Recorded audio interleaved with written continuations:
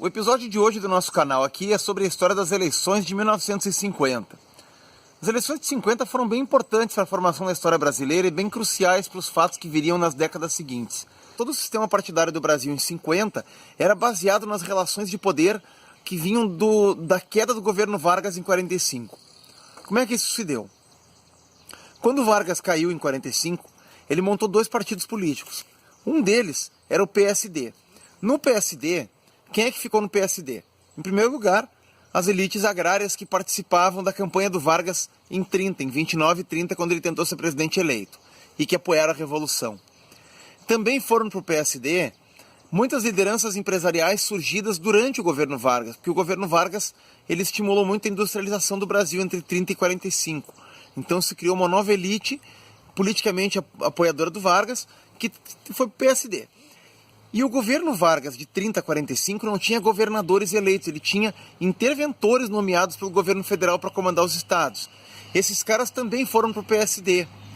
Só que o Vargas, ele tinha criado os sindicatos oficiais, os sindicatos reconhecidos pelo governo, que basicamente serviram para tirar a luta dos trabalhadores, que era até ali comandada por comunistas e anarquistas. Ele colocou nas mãos desses sindicatos, que não eram anarquistas nem comunistas, eles eram sindicatos ligados ao governo e que começaram a construir uma ideologia chamada trabalhismo. O trabalhismo, na verdade, é a luta por direitos para os trabalhadores sem a ideia de subverter o sistema capitalista e derrubar ele. E para esse getulismo da base, dos trabalhadores, dos sindicatos, o Getúlio Vargas criou o PTB. Bom, então nós tínhamos dois partidos getulistas. O PSD, que era o getulismo de terno e gravata, e o PTB, que era o getulismo de camiseta e macacão e bota. E fora esses partidos todos, nós tínhamos a UDN. O que era a UDN, União Democrática Nacional? A UDN é o partido para onde foram, em primeiro lugar, as elites governantes e os burocratas e as pessoas que compunham o poder na República Velha, que foram derrubadas pelo Vargas em 30. Também tinha profissionais liberais, a classe média. A UDN era um partido fortemente de classe média. Era um partido liberal, até certo ponto, liberal economicamente, estou falando, porque era super católico, religioso. E era um partido de pessoas que eram contra Getúlio Vargas. Basicamente, ele começou como um grande partido contra Getúlio Vargas, de todos os que se opunham à ditadura Vargas de 30 a 45.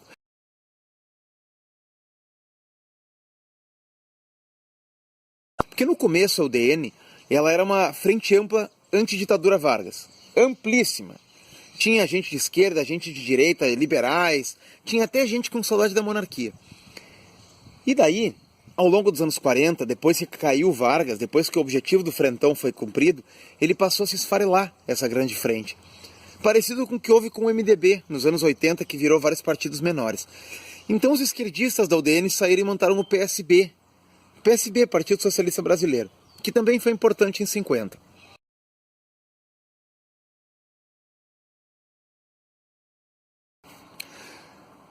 O Getúlio Vargas tinha perdido o governo em 1945. Foi para a fazenda dele em São Borja, continuou na política, se elegeu deputado, mas não foi ao Congresso, nenhuma sessão praticamente, acho que nem foi.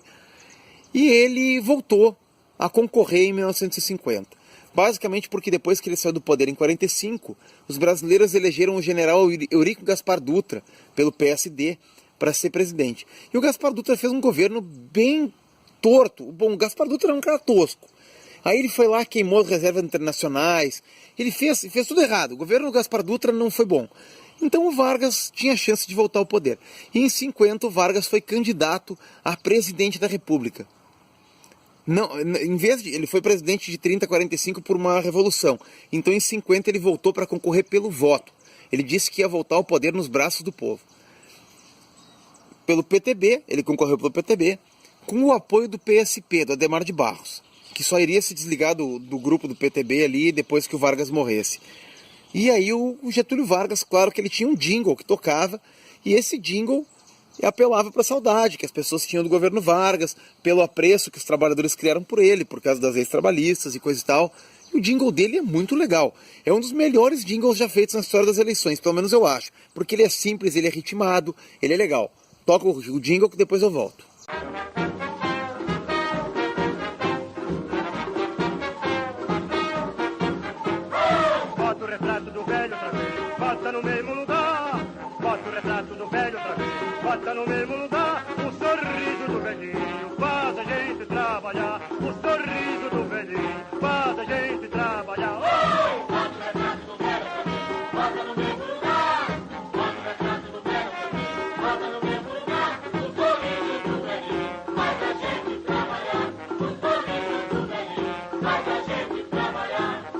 Já botei o meu, não vais botar.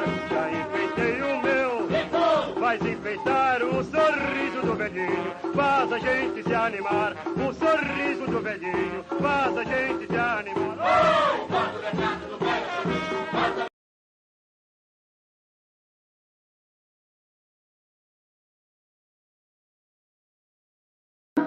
Ai, Gegê, ai, Gegê, ai, Gegê, que saudade que nós temos de você. Ai, Gegê, ai, Gegê, ai, Gegê, que saudade que nós temos de você. O feijão subiu de preço, o café subiu também, carne seca anda por cima, não se passa pra ninguém. Tudo sobe, sobe, sobe, todo dia no cartaz. Só o pobre do cruzeiro cada dia desce mais. Ai, ai, ai. Ai, Gegê, ai, Gegê, ai, Gegê, que saudade que nós temos de você.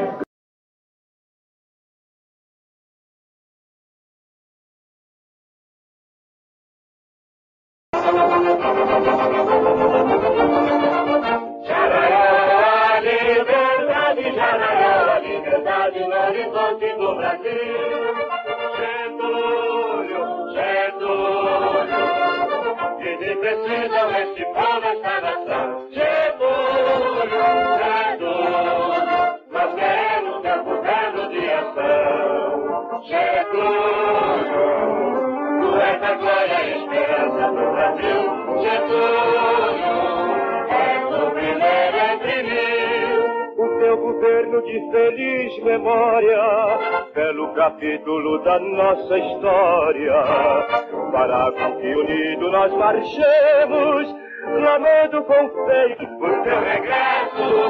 Getúlio, Jaraiá, liberdade, Jaraiá, liberdade, liberdade. Agora vamos falar de outro candidato. O candidato da UDN. Era o brigadeiro Eduardo Gomes. O Eduardo Gomes é o seguinte, ele foi um cara que participou do movimento tenentista. O que era o tenentismo, tá?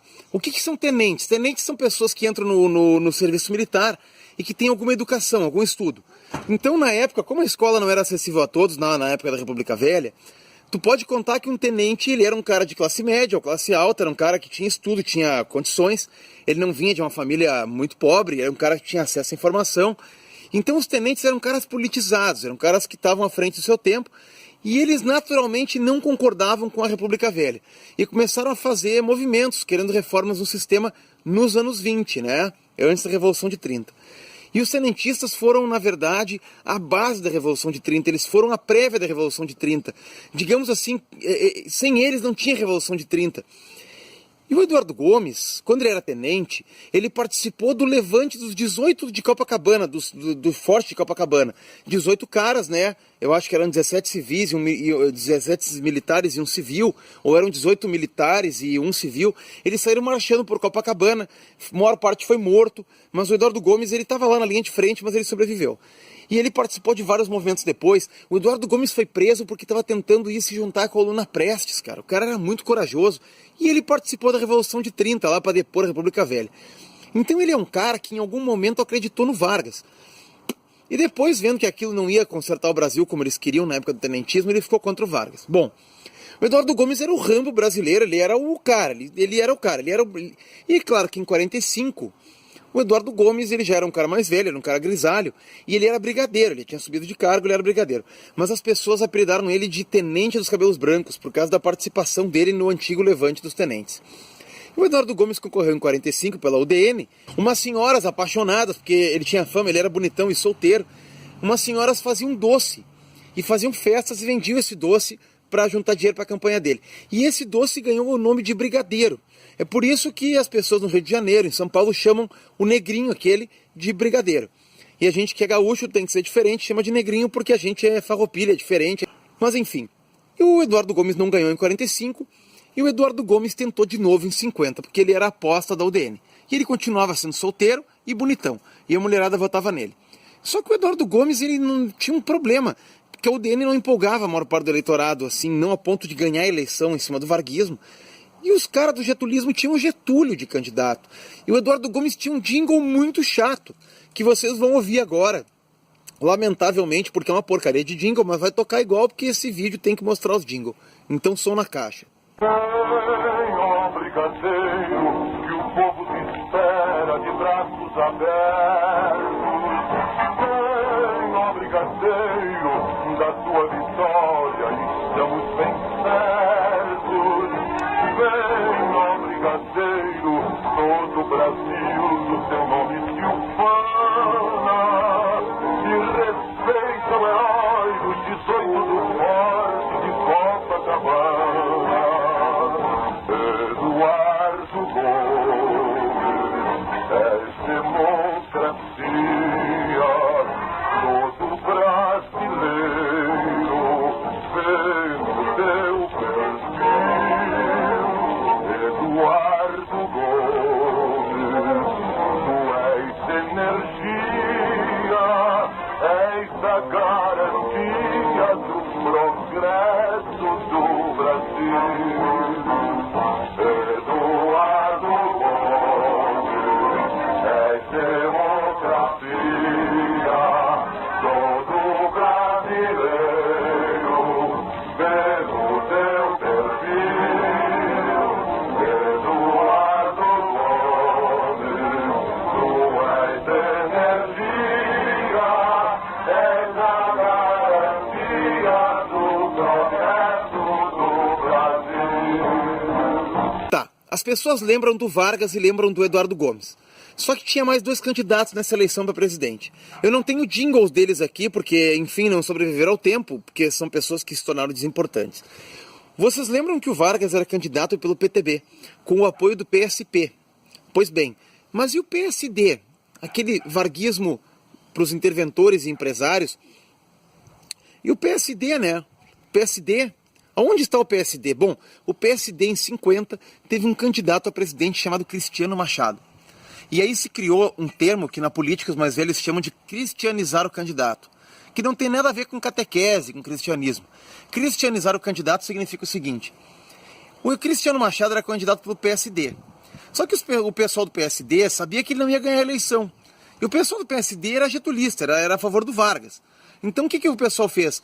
Fez campanha e voto útil no Getúlio Vargas. E o Cristiano Machado acabou fazendo uma campanha meio que abandonado pelo próprio partido. Ao contrário do que as pessoas costumam lembrar dessa eleição, o Cristiano Machado não foi mal. O Eduardo Gomes fez uns 29% dos votos e o Cristiano Machado fez 21%. Só que, claro, como o Vargas ganhou com uma votação estrondosa, daí acabaram esquecendo um pouco do Eduardo Gomes, um pouco mais do Cristiano Machado, virou poeira num tempo. É importante resgatar o nome desse cara. Eu não sei o que ele fez da vida depois, mas deve ter vivido uma vida bem interessante. E por quarto candidato, que fez um pouquinhozinho só de voto, nós tínhamos o João Mangabeira. Vocês lembram que eu disse que a UDN se dissolveu depois do fim do governo Vargas, alguns grupos saíram de dentro, né? E a esquerda da UDN, que era os socialistas democráticos, que não concordavam com a linha do PCB, que era um partido comunista ilegal, de linha soviética, revolucionária e coisa, que era o PSB, eram socialistas assim, bonzinhos. Eles montaram o partido deles, que é o PSB, né? Que até hoje existe PSB e coisa e tal. E eles botaram o João Mangabeira para concorrer. Mas o João Mangabeira, ele concorreu mais para fazer voto para legenda, eu acho, para puxar deputados e senadores e coisa e tal. E o João Mangabeira, coitado, não foi muito bem nessa eleição, não. Então, basicamente é isso. Getúlio Vargas, Eduardo Gomes, Cristiano Machado e João Mangabeira. Foram os candidatos de 50. Vocês ouviram os jingles, conheceram as histórias. Espero que não tenham ficado com sono de ver esse vídeo. Eu gosto de história, quem assistiu até aqui deve gostar também. E o próximo vídeo que eu vou fazer vai ser sobre outra eleição qualquer. Agradeço a audiência, agradeço a quem puder curtir o vídeo, quem puder compartilhar. E vocês sabem que o Vargas ganhou essa eleição de 50. A continuidade dessa história, para quem quiser saber e ficou curioso, eu contei em outro vídeo que fala sobre as eleições de 60, que o link vai estar aí na descrição. Eu sou muito analfabeto para colocar o link assim na tela, como as pessoas botam, então vai ficar na descrição mesmo. Muito obrigado e até o próximo vídeo.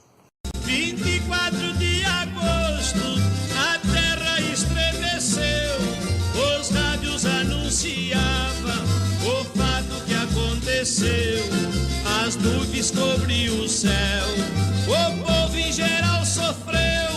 o Brasil cobriu de luto, Getúlio Vargas morreu.